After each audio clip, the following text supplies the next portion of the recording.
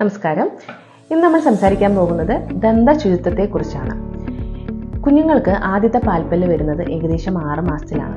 അതിനു മുൻപ് തന്നെ നമ്മൾ ദന്തശുചിത്വം ആരംഭിക്കേണ്ടതുണ്ട്. കുഞ്ഞുങ്ങൾക്ക് ഓരോ തവണ മുലപ്പാൽ നൽകിയതിനു ശേഷവും വൃത്തിയുള്ള കോട്ടൺ തുണി വെള്ളത്തിൽ മുക്കിപ്പിഴിഞ്ഞ് ഈർപ്പമോടുകൂടി മോണ തുടച്ച് വൃത്തിയാക്കേണ്ടതാണ്.